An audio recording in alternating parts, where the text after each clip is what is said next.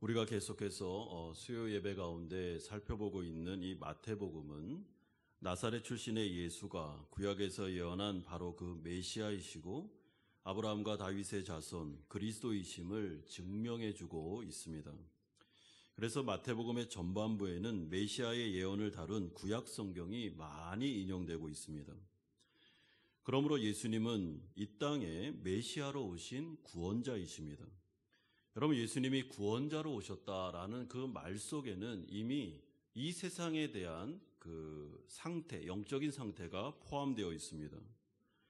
물에 빠져 있는 영혼들, 죄로 인해서 하나님을 거부하고 독립을 선언함으로써 멸망으로 나아가고 있는 자들이 이 세상에 존재하고 있으며, 또한 이 세상은 언젠가는 하나님의 심판을 받을 세상임을 이 마태복음의 전반부는 알려주고 있습니다.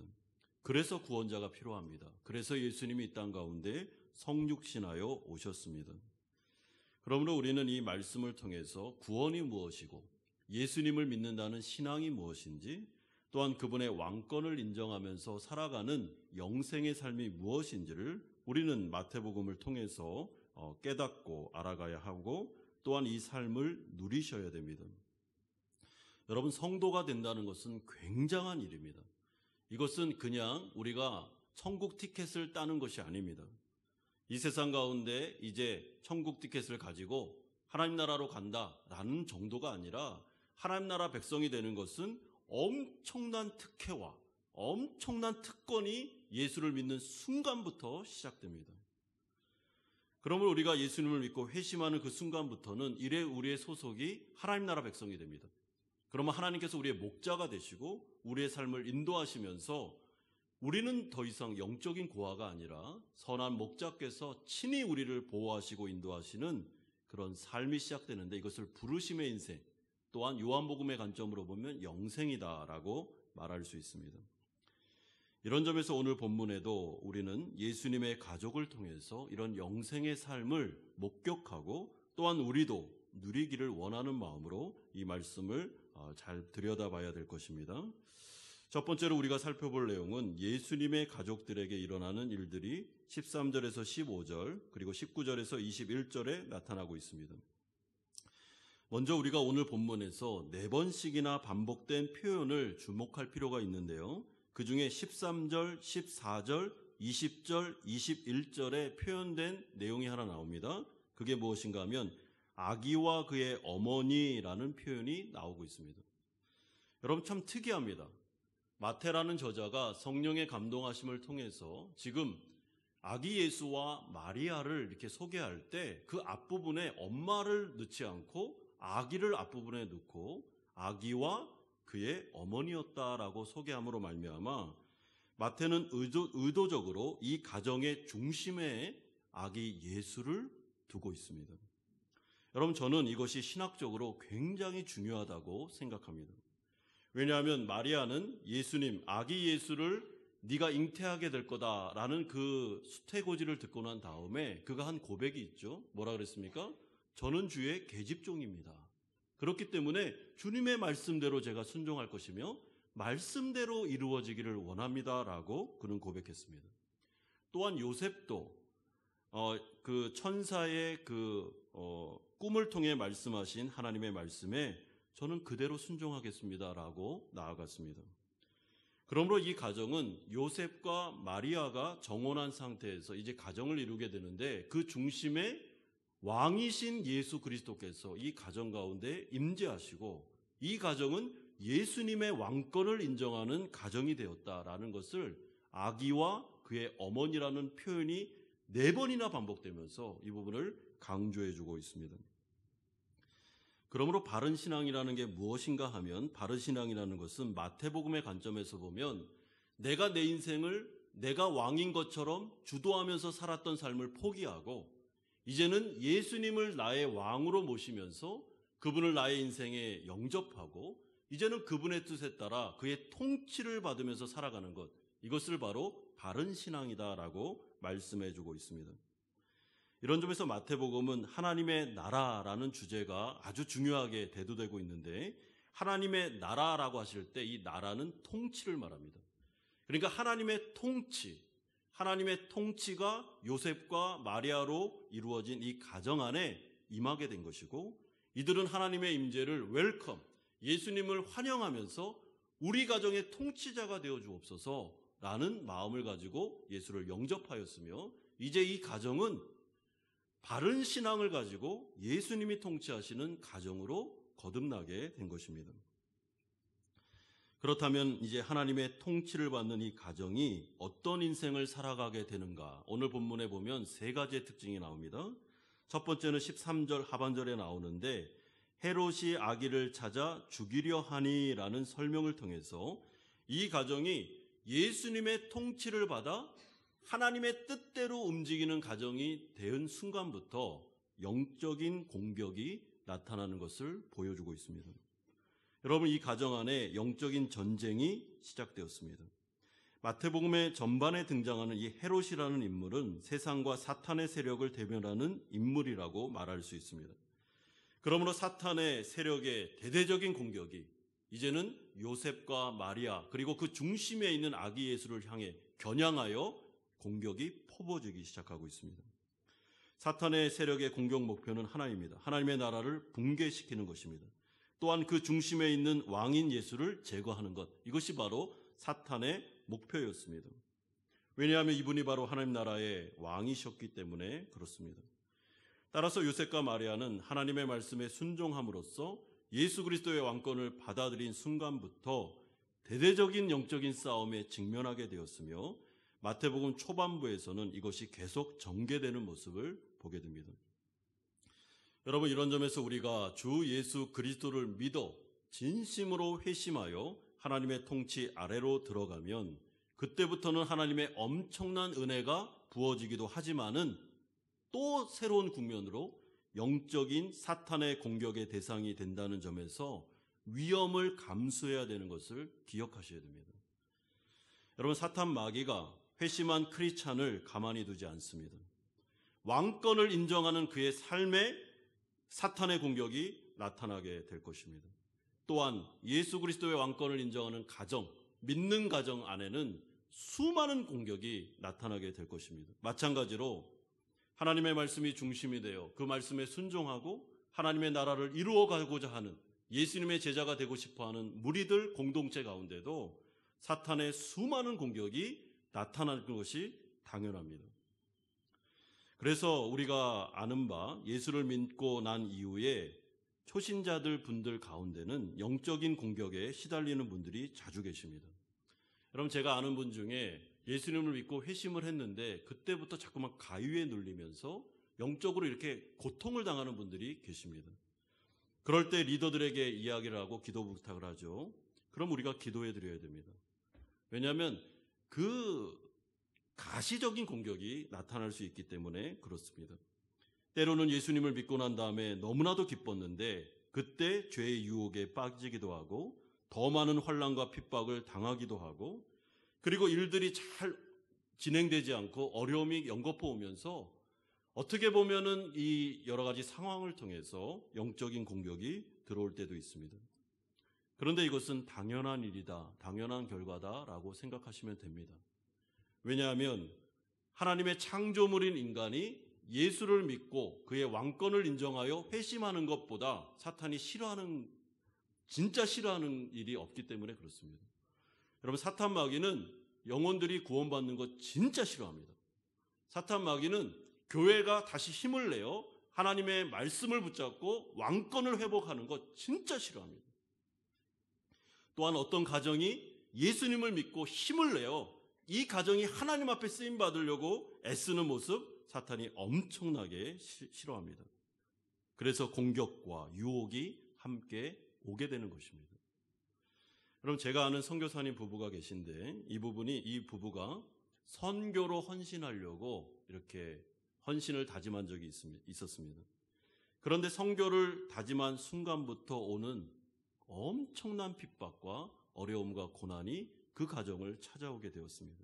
좌절시키는 것입니다. 이렇게 하나님을 향해서 힘을 못 쓰게 만드는 것이죠. 그래서 교회는 회심한 이후에 있는 그 초신자분들을 위해서 집중적으로 기도해야 되고, 또한 새신자가 우리 교회에 왔을 때는 그분을 위해서 우리가 물심양면 도와드리고 기도해드리고 붙잡아드릴 필요가 있습니다.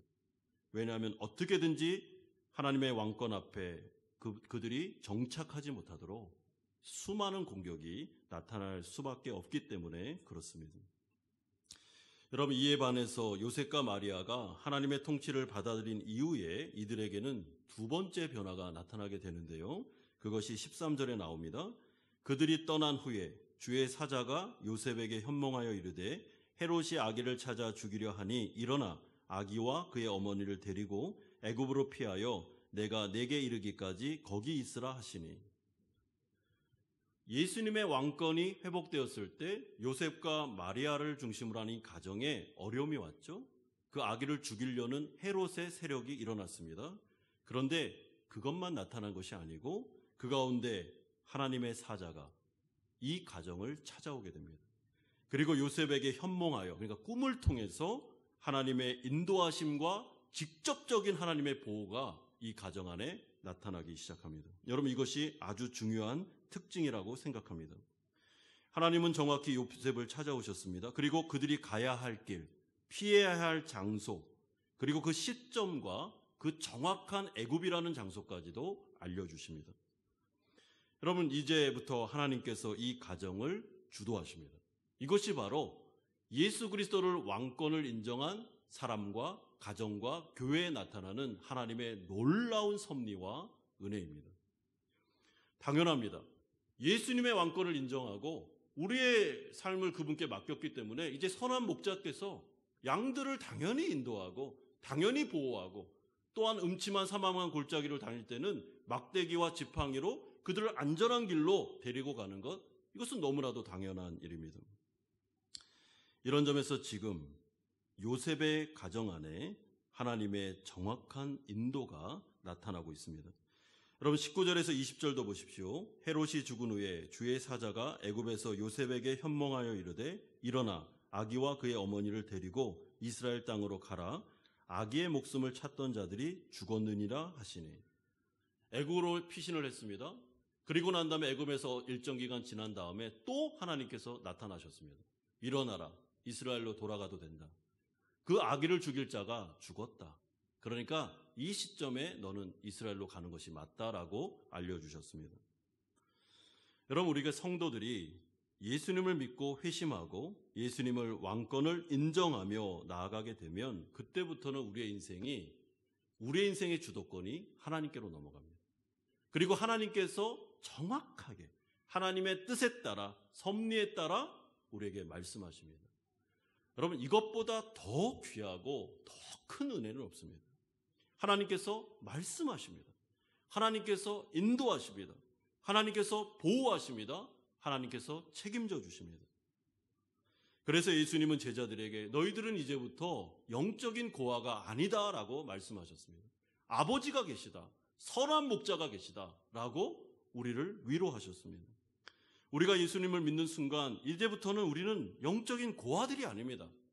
내 문제를 스스로 내가 결정하고 내가 모든 것을 책임지고 그렇지 않습니다. 물론 내가 선택하고 내가 결정하지만 그 모든 문제들 가운데 하나님은 인생을 개입하십니다. 그래서 성도들에게는 반드시 하나님의 말씀을 통한 인도하심이, 부르심이 그에게 있다는 것을 기억하셔야 됩니다. 하나님은 때에 따라 돕는 은혜를 주시며 정확한 길로 그의 인생을 안전하게 인도하시는 장면이 오늘 이 요셉의 가정에 나타나는 것을 우리는 확인할 수 있습니다. 사랑하는 성도 여러분, 그러므로 하나님께서 우리에게 말씀하여 주시고 하나님께서 우리의 삶을 인도하시는 것, 성도들에게는 우연이라는 것은 없습니다. 여러분, 우리의 사전에, 우리 인생의 사전에, 성도들이 가지고 있는 사전에는 우연이라는 단어는 없습니다. 모든 것이 다 필연입니다.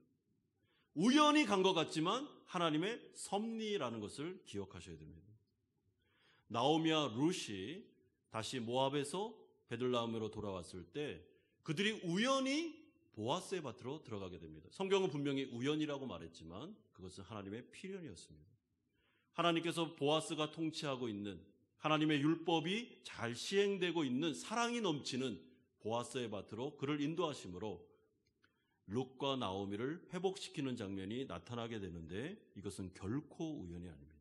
이것은 하나님의 섭리, 하나님의 필연임을 기억하셔야 됩니다. 그러므로 우리 성도님들에게는 우리에게 있는 확신이 있습니다. 하나님은 분명히 우리를 인도하고 계십니다. 여러분, 저는 그걸 확신합니다. 제가 5년 전에 우리 교회에 부임받은 것도 저는 인도라고 확신합니다. 하나님께서 보내셔서 온 것입니다.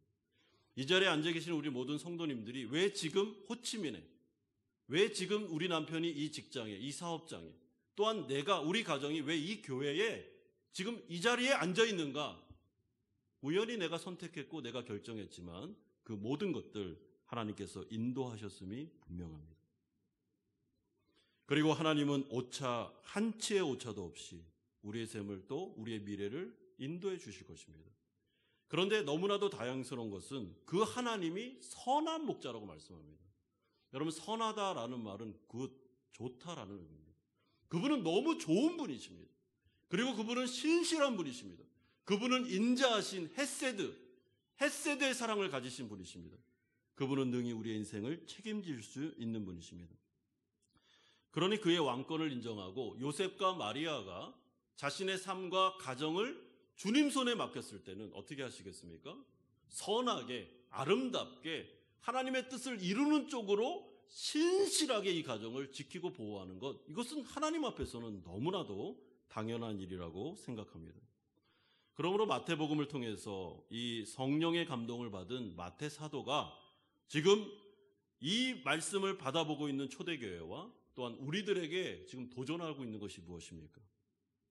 요셉과 마리아의 인생을 보면서 예수님의 왕권을 인정하는 인생이 비록 쉬운 길은 아니지만, 그러나 그분의 왕권을 인정하는 길이 가장 안전한 길이며 가장 아름다운 길이며 하나님께서 그 가운데 우리를 인도해 주시는 역사가 나타나게 될 것이니까 두려워하지 말라라고 말씀하고 있습니다. 그러므로 요셉과 마리아는 하나님의 말씀에 따라 가라 하면 가고 서라 하는 서는 그런 하나님의 뜻을 이루어드리는 삶을 살게 됩니다. 여러분, 14절에서 15절 보십시오. 요셉이 일어나서 밤에 아기와 그의 어머니를 데리고 애굽으로 떠나가 헤롯이 죽기까지 거기 있었으니 21절에도 요셉이 일어나 아기와 그의 어머니를 데리고 이스라엘 땅으로 들어가니라. 여러분, 하나님의 통치를 받는 요셉과 마리아의 특징이 나타나는데, 하나님이 가라 하면 갑니다. 서라 하면 섭니다. 다시 이스라엘로 돌아오라 그러면 다시 이스라엘로 돌아옵니다. 그러니까 정확한 말씀에 따라 순종하는 인생을 살아갑니다. 그리고 그것이 하나님의 뜻을 이룹니다. 그리고 이 가정을 통해 하나님의 나라가 확장되면서 하나님의 영광을 드러내는 가정이 되는 것입니다. 그런데 이것은 하루아침에 된 일은 아니라고 생각합니다. 여러분, 요셉에 대한 마태복음의 설명은 그가 의로운 자였다라고 말하죠. 거기서 말하는 의라는 것은 하나님의 마음에 합한 사람, 그러니까 하나님의 뜻에 철저히 복종할 수 있는 사람이 요셉이었다라는 뜻이었습니다. 그러므로 요셉과 마리아는 평소에 오늘 본문이 나오기 전부터 하나님을 경외하는 사람들이었고, 그러므로 하나님의 뜻에 따라 순종하는 법을 익히고 그렇게 습관이 들어있었던 사람들이었음에 틀림없습니다. 그러니까 요셉과 마리아를 하나님께서 사용하셨겠죠. 사랑하는 성도 여러분, 우리가 예수님을 믿고 하나님의 왕권을 인정했다라는 것은 하나님의 말씀에 이제 순종하겠습니다라는 것이 됩니다. 그러면 하나님은 항상 말씀으로 통치하십니다.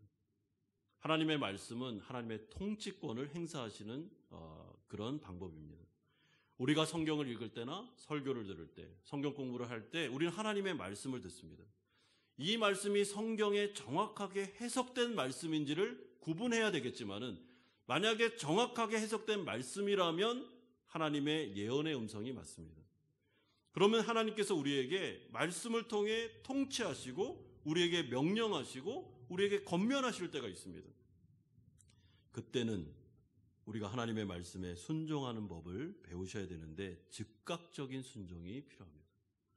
하나님, 네, 말씀하셨군요. 알겠습니다. 그러나 내일이요. 이렇게 하면은 순종 못합니다. 오늘 말씀하셨다면 오늘 바로 순종하는 것이 현명한 태도입니다. 네가 좀 다른 사람을 사랑했으면 좋겠다. 내가 원하는 것은 사랑이다. 그러므로 너에 대해서 좀 마음 아프게 한 사람이 있다 하더라도 용서하고 그 사람에게 화해를 청하고 좀 손을 내밀었으면 좋겠다. 그런 말씀이 들려졌다면 그 말씀을 듣고 알겠습니다. 내일 하겠습니다. 하면 못합니다. 왜냐하면 하루 동안 마음이 바뀝니다. 수만 가지 용서 못할 이유들이 막 생각나면서 어제 들었던 말씀 다 까먹습니다. 그러니까 어떻게 해야 됩니까? 예배 장소를 딱 나가면서부터 손을 딱 잡는 것입니다. 그럼 눈치를 채겠네요. 그 좀 지혜롭지는 못하고 조금 시간을 두고 가서 전화라도 아니면 커피 한 잔이라도 하면서 미안합니다 하면서 하나님의 말씀에 순종하는 것이 좋습니다. 때로는 인생 가운데 하나님께서 네가 이제 이곳으로 정착지를 옮기면 좋겠다. 나는 그곳에서 하나님을 섬기기를 원한다라고 한다면 분명한 하나님의 사인이 들려졌다면 우리가 그곳으로 옮겨서 거기 있는 영혼들을 섬기는 것이 맞습니다.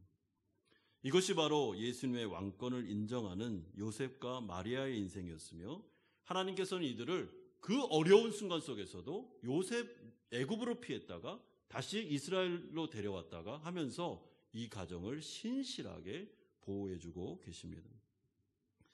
그러므로 예수님의 왕권을 인정하는 게 가장 안전한 것입니다. 여러분, 내 인생을 내가 책임지겠다. 어떻게 우리가 책임집니까? 우리 자녀의 인생을 우리가 책임질 수 있습니까? 정말 정직하게 말한다면 인생 책임 못 집니다. 그 자녀를 하나님 손에 맡기는 게 가장 안전합니다. 주님께 맡기고 우리는 우리의 때에 그에게 사랑을 전해주고 또한 그들을 위해 기도해 주는 것이 부모의 역할이라고 생각합니다. 두 번째는 하나님의 인도하심을 따라간 정착지가 나사렛이었다라는 것이 22절에서 23절에 나오고 있습니다. 여러분 22절 보시면 그러나 아켈라오가 그의 아버지 헤롯을 이어 유대 임금됨을 듣고 거기로 가기를 무서워하더니 꿈의 지시함을 받아 갈릴리 지방으로 떠나가 23절에 나사렛이란 동네에 가서 사니 이는 선지자로 하신 말씀에 나사렛 사람이라 칭하리라 하심을 이루려 함이니라 라고 말씀합니다. 여러분, 그런데 이 나사렛이라는 동네는 유대 땅 가운데서도 가장 낙후된 가장 작은 마을일 뿐만 아니라 빈민가였습니다. 그래서 요한복음 1장 46절에 가보면 나다나엘이라는 사람이 이 나사렛을 향해서 이렇게 말합니다. 나사렛에서 무슨 선한 것이 날 수 있겠느냐라고 하면서 비하하는 장면이 나오게 됩니다. 그러니까 지금 이 나사렛이라는 곳은 어떻게 보면 유대 땅에서 가장 사람들이 살고 싶지 않은 땅, 마을, 그리고 빈민가들이, 그리고 많은 어려운 사람들이 모여있는 곳, 그것이 바로 나사렛이었습니다. 그런데 우리가 오늘 본문에 보면 하나님께서 이 가정을 인도하시는데 애굽으로 데려갔다가 일정 기간 애굽에서 피신했다가 다시 유대 땅으로 데려오셨는데 유대 땅에 데려오셔서 이 예수님을 품은 이 가정을 어디에 정착시켰다는 것입니까? 나사렛이라는 빈민가에 정착시켰다라는 것이 오늘 본문에 아주 특징적으로 나타나고 있습니다. 따라서 우리는 이 사실을 통해 뭘 확인할 수 있는가 하면 하나님의 나라는 이 세상과는 구별된 거룩한 나라라는 사실을 오늘 이 사실을 통해서도 우리가 확인할 수 있습니다. 왜냐하면 여러분 이 세상의 방식과 이 세상의 논리로 따지면 예수님은 메시아시고 그리스도시며 왕이십니다. 그렇다면 이분이 태어날 때부터 사실은 말구에서 태어나도 안 되고 요셉과 마리아와 같은 가난한 가정에 태어나서도 안 되고 사실은 세상적인 관점으로 보면 지금 나사렛에 정착하면 안 됩니다. 이 가정이 세상의 논리대로 따르면 진정한 왕이 되기 위해서는 어디요? 예루살렘. 그 당시의 수도였던 예루살렘에 정착하는 것이 맞습니다. 그런데 하나님은 성부 하나님께서는 예수님의 가정을 세상의 가치관과는 완전히 다르게 예루살렘으로 인도하신 것이 아니라 그 당시 누구도 가기 싫어하는 빈민들이 그렇게 질비했던 나사렛이라는 아주 험악한 곳에 정착시킴으로 이제는 예수님이 나사렛 사람이라는 칭호를 받으면서 거기에서 성장하게 됩니다. 그러므로 우리는 요셉과 마리아의 가정을 통해 정말 이 하나님의 인도하심을 통해서 우리가 하나님 나라의 거룩성을 확인하게 됩니다. 여러분, 이 세상에서 사람들은 성공으로 이끄는 나라가 성공으로 나아가기 위해서는 이런 과정들이 있습니다. 그러니까 세상에서 성공하려면 어떤 조건들이 있습니다. 그리고 그것이 명확합니다. 어떻게 보면은 좋은 가정에서 태어나서 그리고 아주 좋은 배경의 길을 걸어서 또한 어떤 때가 되면 어떤 대학에 또한 어떤 기업체에 이렇게 들어가면서 이렇게 엘리트 코스로 가는 것이 정해져 있습니다. 그래야 성공할 수 있습니다. 그런데 하나님의 나라는 예수님이 왕이 되는 길이 그런 세상이 가는 길이 아니었음을 우리에게 분명히 말씀해 줍니다. 왜냐하면 예수님이 이 땅에 오신 목적은 세상적인 성공이 아니었기 때문에 그렇습니다. 그러므로 하나님은 관심이 없습니다. 예수님이 이 땅에서 정치적인 왕이 되는 것, 실권을 갖는 것, 예루살렘을 장악하는 것, 로마를 정복하고 나라를 부강하게 시켜주는 것에 대한 관심이 하나도 없습니다. 성부 하나님, 성자 하나님의 마음속에는. 그걸 위해 온 게 아닙니다. 그러니까 예수님의 아니면 성삼위 하나님의 마음이 예수님의 가정이 나사렛에 정착하는 이 모습을 통해서도 하나님의 마음이 그대로 다 드러나고 있습니다. 여러분, 하나님께서 아들 예수를 이 땅에 보내신 것은 아들 예수가 예루살렘이라는 수도에 당당히 입성해서 거기에서 정치적인 왕이 되는 게 아니었습니다. 나사렛이라는 빈민가에서 소외된 자들을, 병든 자들, 그리고 죄인들, 누구도 쳐다보지 않는 그런 이 세상 가운데 어떻게 보면 굉장히 어려운 자들, 그들에게 가서 그들을 구원하고 그들을 섬기고 그들을 하나님께로 인도하는 것, 이것이 바로 성삼위 하나님께서 아들 예수를 보내신 목적이었으며, 그러므로 정확하게 요셉과 마리아의 고향이었던 그 빈민가 나사렛으로 예수 그리스도를 보내고 계십니다. 그러면서 마태복음이 우리에게 도전하는 것이 무엇입니까? 여러분, 하나님 나라 백성들이 이 세상을 살 때 우리가 예수님의 제자로 예수님을 따라가야 된다라는 말을 많이 듣습니다. 예수님을 따라간다라는 것이 무엇이겠습니까? 인생의 목표를 바꾸는 것입니다. 하나님의 왕권을 인정할 때 우리의 방향, 인생의 목표 자체를 성경적으로 완전히 수정해버려야 됩니다. 예수님이 이 땅에 오셔서 세상적인 성공을 위해 이 땅에 오신 게 아닌 것처럼, 여러분, 우리가 이 세상을 살아가는 데 있어서 이 세상의 성공이 아니라 내게 주어진 부르심 받은 장소에서 우리가 영혼들을 섬기고 영혼들을 살리고 하나님의 나라를 확장하는 것이 성도들이 이 세상을 살아가는 목표가 되어야 됩니다. 그런 점에서 하나님께서 우리에게 때로는 부유한 자들이 있는 곳에 보낼 때도 있고, 때로는 세상에서 좀 성공한 사람들이 있는 곳으로 보낼 때도 있고, 때로는 가난한 곳으로 우리를 보낼 때도 있고, 세상에 있는 모든 곳으로 우리를 보냅니다. 그런데 거기 가서 목표 자체를 여기서 내가 다른 사람 누르고 다른 사람 이기고 성공해야 되겠구나라고 생각한다면 그것은 성도로서의 바른 인생이 아닙니다. 여러분, 성도가 살아야 되는 것은 하나님이 가라 하는 그곳에서 하나님의 부르심에 따라 나에게 맡겨진 영혼들에게 하나님의 복음과 하나님의 사랑을 증거하는 것, 그 이상 그 이하도 아닙니다. 그거 하면 됩니다. 주님이 보라는 곳에 갑니다. 거기서 하나님을 사랑하는 마음으로 영혼들을 사랑하고 영혼들을 책임져주고 그들을 살리고 그것을 회복시키는 것, 이것이 바로 성도가 살아가야 되는 목적입니다. 이런 점에서 제가 좀 부끄러운 이야기를 좀 해드려야 될 것 같은데, 목회자들도 이렇게 성공하는 길이 있다는 이야기를 들었습니다. 신학교를 딱 나오고 난 다음에 가야 되는 길이 정해져 있는데 그것은 수도권을 벗어나면 안 됩니다. 대한민국에 수도권이 있는 교회에 그 정도, 어느 정도 되는 규모의 교회에 가서 부목사 생활을 어느 정도 하고 거기에서 중형교회로 이렇게 청빙받는 것, 이것이 바로 이렇게 어떻게 보면은 이렇게 성공하는 길이라고 이야기를 합니다. 그래서 안타까운 소식들이 무엇인가 하면, 제가 이제 여수에서 한 7개월 정도 있었고 대구에서도 사역을 좀 했었는데요, 지방으로 전도사님들이 안 온다라는 이야기를 듣게 됩니다. 사역자를 구해야 되는데 사역자가 없답니다. 아무리 오라고 공고를 내도 안 온답니다. 왜 안 갈까요? 여러분, 제가 이게 대구에서도 한번 4년 살아봤고 또 여수에서도 살아보니까 진짜 좋아요. 죄송한 말이면 수도권보다 훨씬 좋습니다. 살기. 대구에서 제가 살 때는요, 서울에 딱 축소판이 대구 같았습니다. 다 있더라고, 거기 안에. 좀 작을 뿐이죠. 모든 게 다 있었습니다. 너무 좋았습니다. 여수로 가니까 더 좋아요. 여기는 바다도 있고 음식도 좋고 얼마나 여유가 있는지 살기 참 좋았습니다. 그리고 성도들과 함께 교제도 나누고요. 왜 안 옵니까?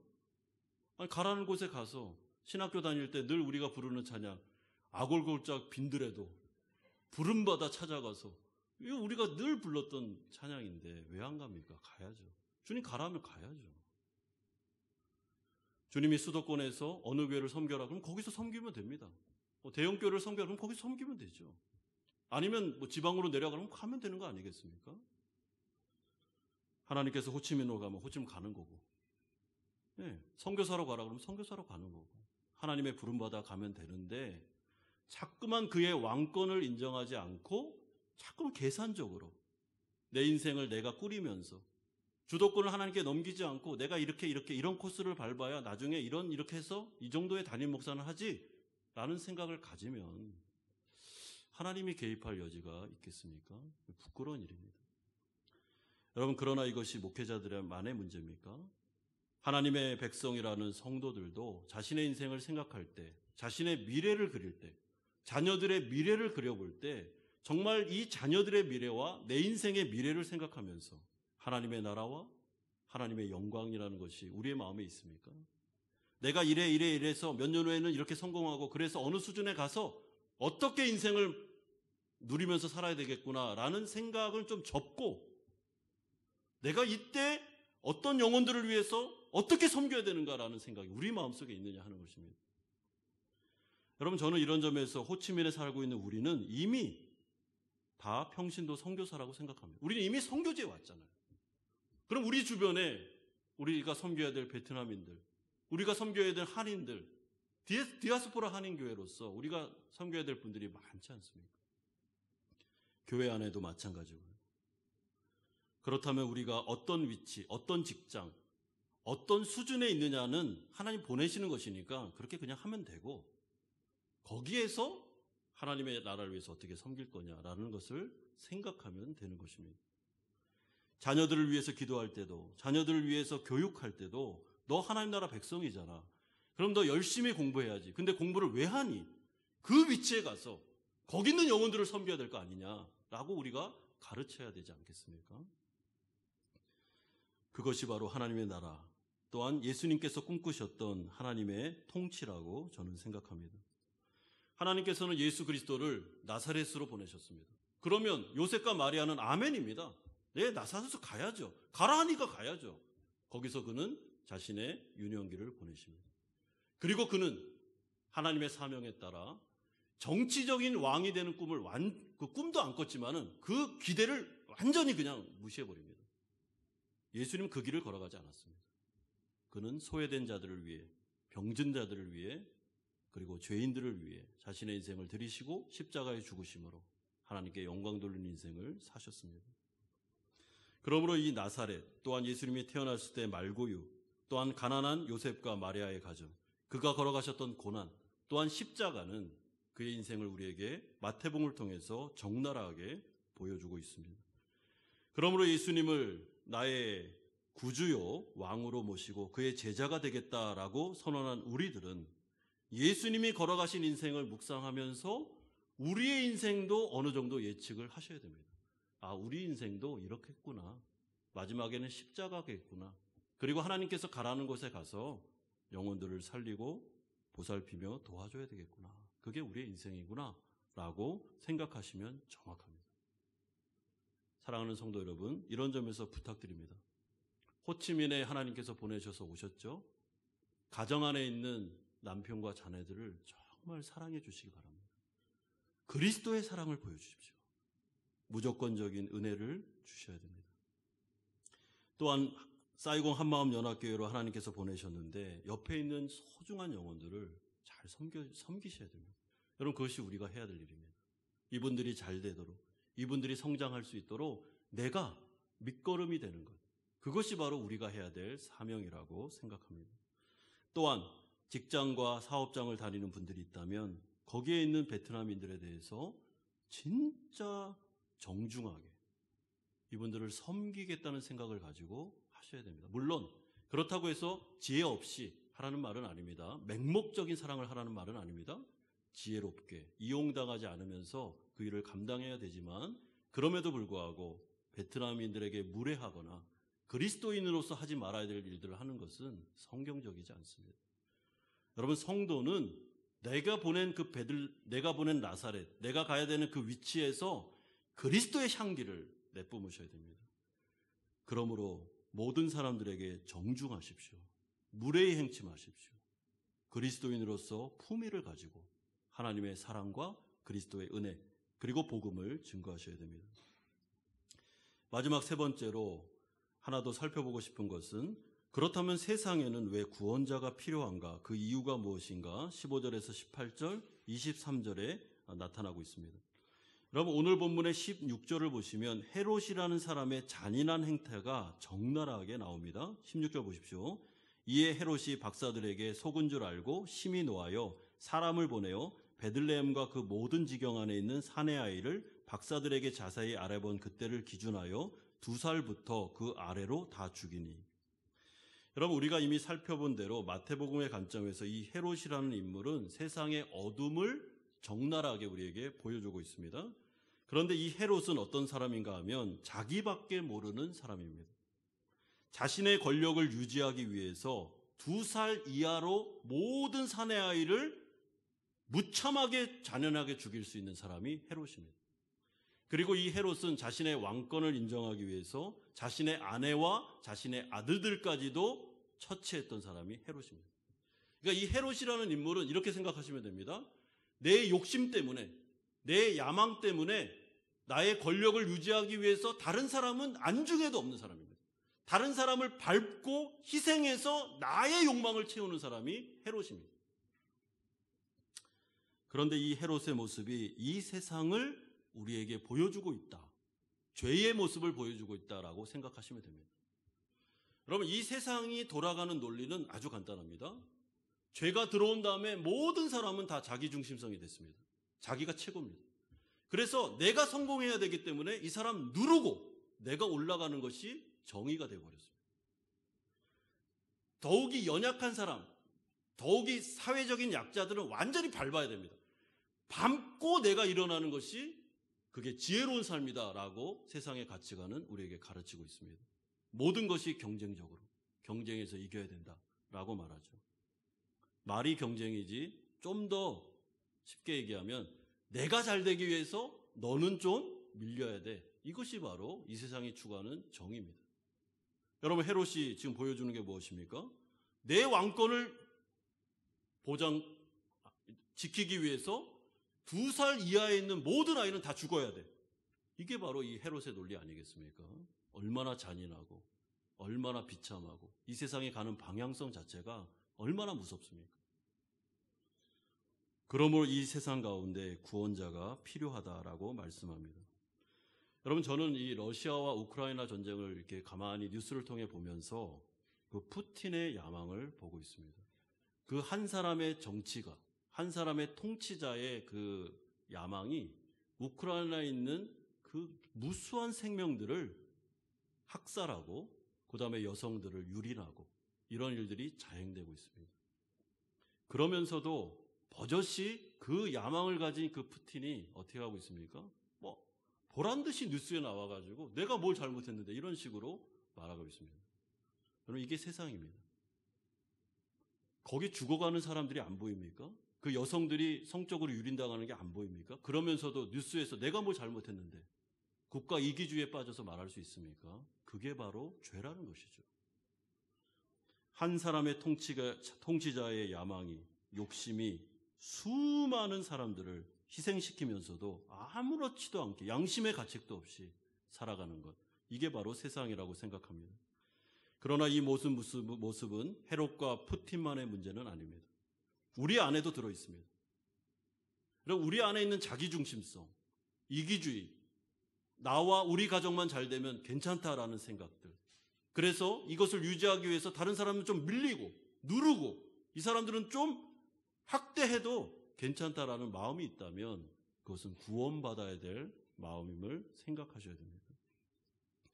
마태복음은 메시아가 오셔야 되며 예수 그리스도 구원자가 반드시 오셔야 되는데 이분이 구약에서부터 예언자 되시는 하나님의 아들이었다고 말씀하고 있습니다. 왜요?